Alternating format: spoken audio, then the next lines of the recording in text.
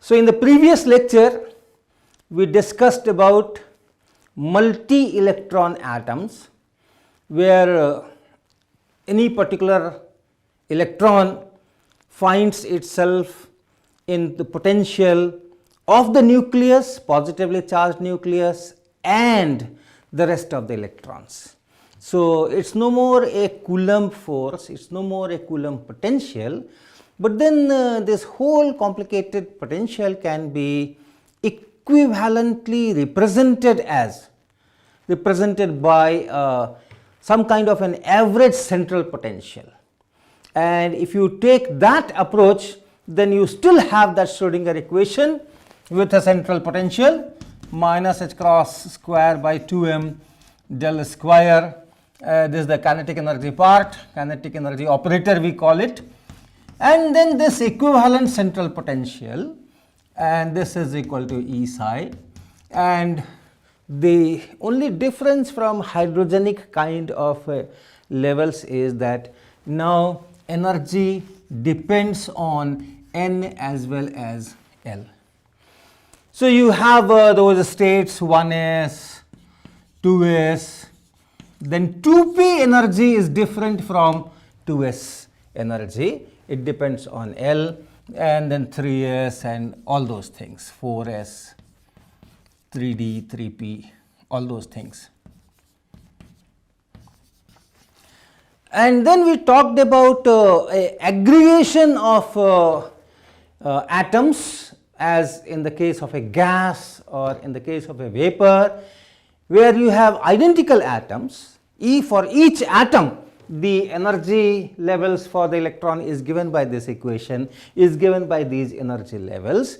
But then there are too many atoms, and each atom will give the same energy level, but more number of quantum states. And if there are capital N atoms, then we have 2n quantum states here, 2n quantum states here, 6n quantum states here, and so on. So, these things we discussed. And then we are more interested in what happens if these atoms are brought closer to form a solid. So, there are various approaches that one can take to understand the modifications in this energy level scheme. If you just talking to someone whom you want to tell the things qualitatively, one idea is that if these atoms come closer,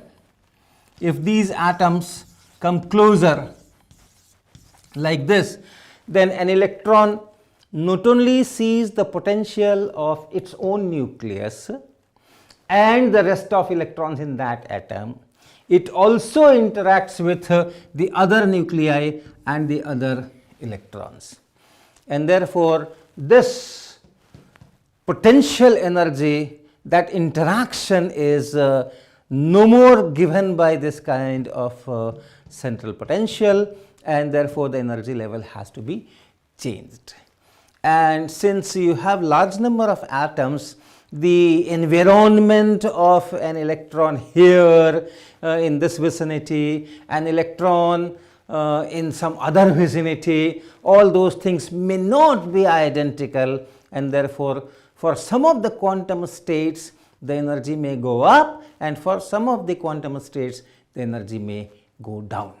So, if you have a sharp energy level, let us say this one, let us say this is 3s. Again, if I go for that sodium where Z is 11, then you remember that 2 of the electrons will go here, 2 will go here, 6 will go here, and 1 will go here. And if you have large number of sodium atoms, as in a sodium vapor, then this will be, all these 2n quantum states will be full, this will be full, this will be full, and here you will have half the quantum states occupied by electrons and half the quantum states empty. So, if you take that 3s, now the sodium atoms are interacting with each other.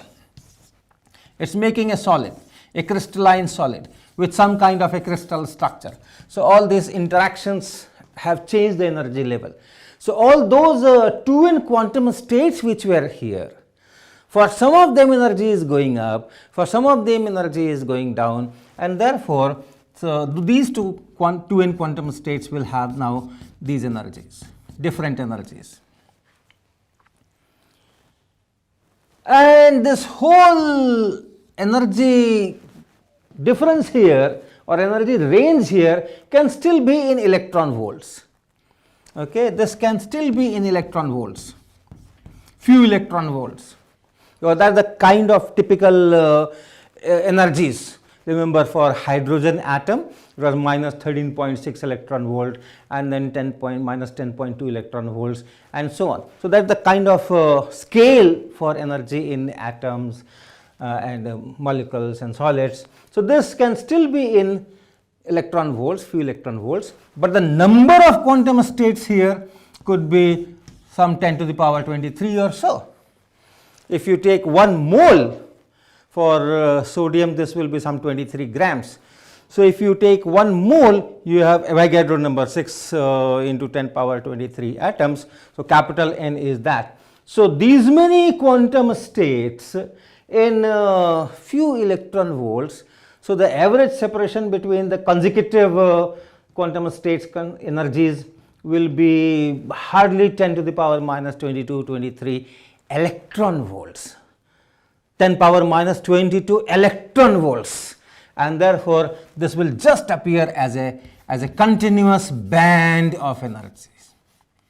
So all energies in this is there somewhere here or here or here, because that gap is so small, 10 power minus 22 minus 23 eV. So the sharp energy levels are split in bands. Okay. Similarly, you have 2p, so 2p will give you another band here, 2s will give you another band here, and so on. Obviously, if you look for that inner electrons, core electrons, then they are much less interacting with the neighbors because they are inside, and therefore these bands will be much more narrow. 1s, 2s, maybe this splitting and this spread is very small, negligible. You can still consider these to be almost sharp energy levels, but the outer ones, they will certainly do a lot of spreading. If you look at this 3p, this 3p is also there, so this 3p will also spread, although there is no electron here.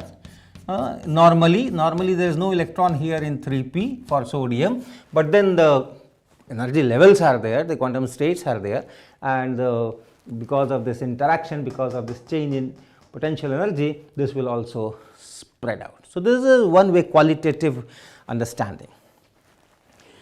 You can go little ahead to be more sophisticated, and you can come through that chemistry point of view, how molecules are formed, how hydrogen molecule is formed.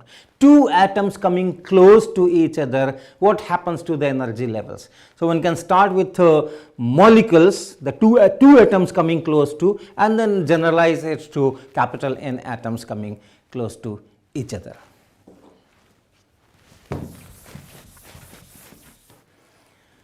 So if you take a hydrogen gas in a gas jar, in school days you must have studied how to make hydrogen gas in laboratory. You put some zinc pieces in some bottle, some wool bottle having two these necks, and then you pour dilute acid on that, hydrochloric acid or so, and then you get that hydrogen gas which you collect in a gas jar, and so on. So if you take a hydrogen gas, this is the diatomic gas. So two hydrogen atoms come close to each other and make this molecule, and these molecules are widely separated from each other and going into that vessel. So what happens to the energy levels of this system, this molecule? So for hydrogen, you have all those energy levels. One is both, if it is in ground state, in both these atoms, hydrogen is in 1s. So if this is 0, energy 0, this is minus 13.6 eV, and this is 1s. For the other atom also, you have the same energy, minus 13.6 eV, 1s. So that electron is here, and this electron is here. Spin could be in any of the state, plus half or minus half. Now if they are brought closer, what happens? So the corresponding wave function here is, let us say, psi 1 r, and here it is psi 2 r. What is the difference? Both had 1s. So this functional form is same as this functional form. Only thing is that this r is measured from the nucleus of the first atom, and this r is measured from nucleus of the second atom. So but the functional form is same, one is wave function. So that functional form will be the same. Now when they come close and two hydrogen atoms they form a single system, how do I write energy of this?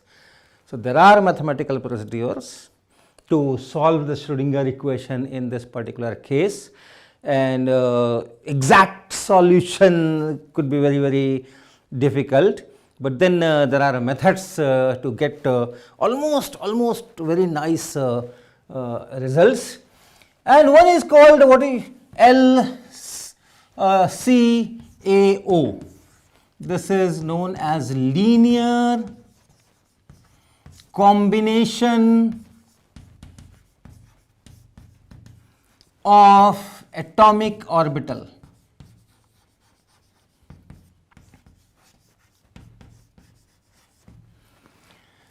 Where you assume that the wave function is given by some linear combination of these two atomic orbitals, atomic wave functions. So you have a wave function here, you have a wave function here, refer to one origin, refer to other origin. So you have two wave functions, and then you make linear combinations of them, and then see what linear combination gives you fixed energy, definite energy in case of this interaction.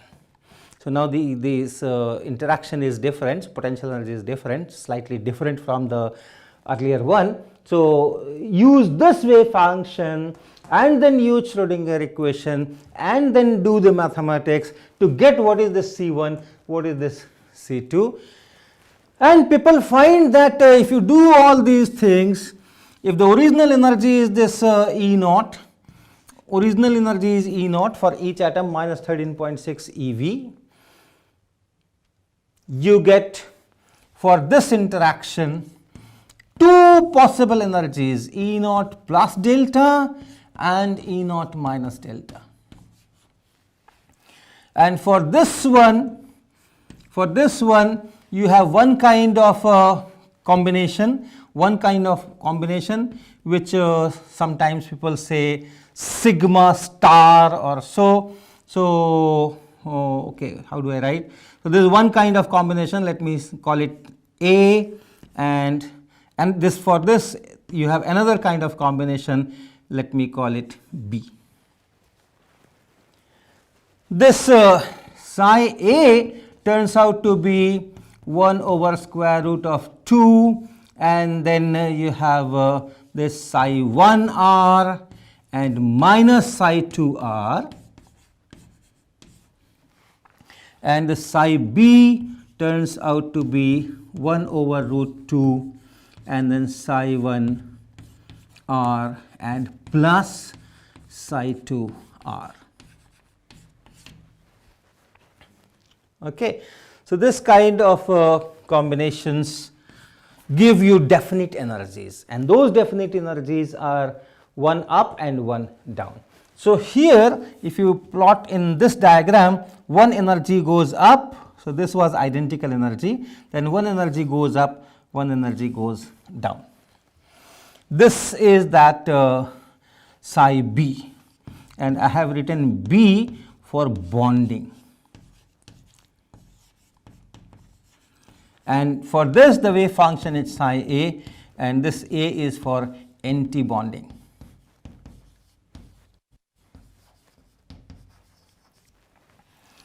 You still have 4 quantum states.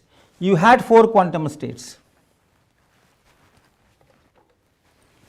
You had 4 quantum states, 2 quantum states here, 2 quantum states here. And again you have 2 quantum states and 2 quantum states. So the number of quantum states remains same, but then energy which was just minus 13.6 eV when the atoms were far apart, now the energy is split in 2 parts. One is this anti-bonding where the energy has gone up, and one this bonding where the energy has gone down. And therefore in ground state, to minimize the energy, both these electrons will be in this state. Okay, both the electrons will be in this state. One spin down, one spin up, that means plus half and minus half, so that the Pauli exclusion principle is respected, and these two are empty. Okay, this is called bonding because these are the electrons which keep this molecule bound. The wave function is symmetric. The wave function is symmetric, and it's a kind of some kind of an overlap here. So you have some kind of electrons which are more close to these nuclei, and it's a bonded molecule. Whereas if electron goes here, the energy goes up and it's antisymmetric. So at center you have much less population of electron, much less probability of electron being here, and the electrons are far apart, and therefore it doesn't bind that system. So this kind of splitting is there. You must have done these things in your +2 chemistry classes. So this is why hydrogen is in the diatomic molecular form. What happens if I have helium? If I take helium gas, you know, it's a monoatomic. Helium does not form 2 heliums, one molecule, it doesn't form like that. Helium gas is monoatomic. Why? You can understand from this. In helium, you have 2 electrons, and both the electrons are in 1s. Both the electrons are in 1s. So if you have 2 helium atoms, you have 2 helium atoms, let us say, then you have 2 electrons here and 2 electrons here. 4 quantum states, 4 electrons, and therefore the splitting is there. If you solve the Schrodinger equation, you will still get this splitting, but then all those 4 quantum states will be occupied by the 4 electrons. So 2 electrons will be here, 2 electrons will be there. No gain in overall energy. In hydrogen case, if one electron is here, another electron is here, it's minus 13.6 and minus 13.6, but if both the electrons come here, the energy is lowered, and therefore it gives rise to the stable configuration of the molecule. But in helium there is no gain. There is no gain here, and therefore these atomic orbitals are equally good, and therefore it doesn't go for this bonding. It's not diatomic. So these kind of things are there. Now extend this concept. If 2 atoms come close to each other, because of this interaction, they are identical atoms, but because of this interaction, the energy levels are split in 2 parts. And similarly, if 10 to the power 23 atoms come close to each other, then that energy level will split in those many parts, and it will form a band. It will form a band. So, this is another approach through which you can understand that. And then there is yet another physicist approach. You can also write the Schrodinger equation from this whole crystal. So, you have an electron, and that electron finds itself in the potential of all those atoms, all those nuclei which are sitting there together with their core electrons. So, ions are there, rest of the electrons are there, and so on. And since crystal is a periodic structure, in crystal the atoms are arranged in some very well regular patterns. So, this potential energy function for an electron is also a periodic potential, and if you have periodic potential and then you have a wave function, you want to solve the Schrodinger equation in that periodic potential, then you do get some wave functions which are also periodic with the period related to the period of that potential. And if you do that algebra, then also you get the similar result, that depending on the momentum, depending on what value of momentum is there or wavelength is there in that wave function, you will have energies. So, energies are related to the momentum, and then there are certain energy values where you do not have any allowed quantum state, any allowed energy level, and then you have continuous variation of energies for different cases. So, for any given momentum, you have a continuous energy band, and then maybe some gaps are there, again you may have some energy bands, and so on. So, whichever way you go, you end up with the result that if the atoms are brought closer to each other, so that the electrons start feeling the presence of other atoms, other electrons, electrons of other atoms, other nuclei, then these sharp energy levels are split into energy bands. And how much will be the splitting, etc., for how much will be the splitting for 2s, how much will be the splitting for 2p, how much will be the splitting for 3s, all those details will be different for different atoms, different kinds of atoms. Z value will determine all those things. So, the diagram which we drew for energies is now modified.